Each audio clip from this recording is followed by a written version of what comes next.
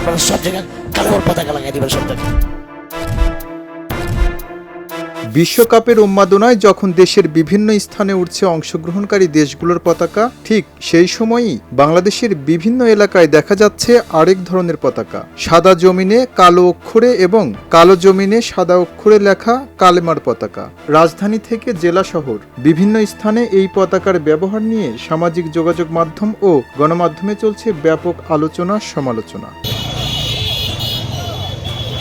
রাজধানীর যাত্রাবাড়ি ফ্লাইওভারে এমন পতাকা টাঙানোর একটি ভিডিও সামাজিক যোগাযোগ মাধ্যমে ছড়িয়ে পড়েছে।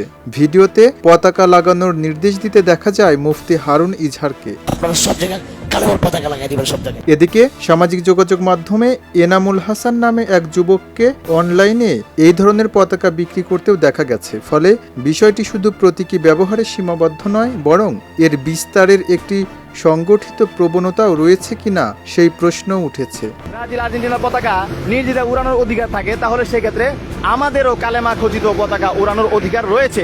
চট্টগ্রামের একটি বড় মিছিলেও হাজারো মানুষের হাতে দেখা গেছে একই ধরনের পতাকা। শুধু ঢাকা বা চট্টগ্রাম নয়, গাইবান্ধা, পাবনা সহ দেশের আরও কয়েকটি জেলাতেও এই পতাকা ব্যবহারের ছবি ও ভিডিও সামাজিক যোগাযোগ মাধ্যমে ছড়িয়ে পড়েছে।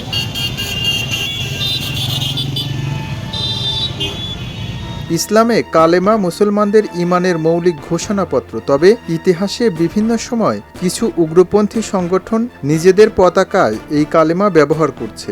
সাদা কাপড়ের উপরে কালো কালিতে লেখা লা ইলাহা ইল্লাল্লাহু মুহাম্মাদুর রাসূলুল্লাহ, যার সাথে আফগানিস্তানের তালেবানদের পতাকার মিল রয়েছে।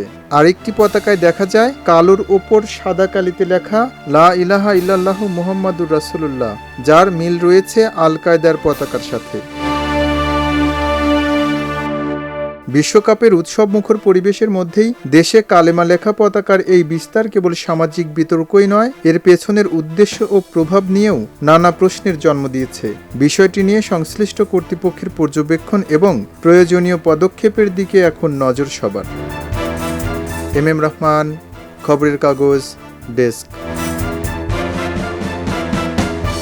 খবরের কাগজ, নিখাদ, নির্ভীক, নিরপেক্ষ।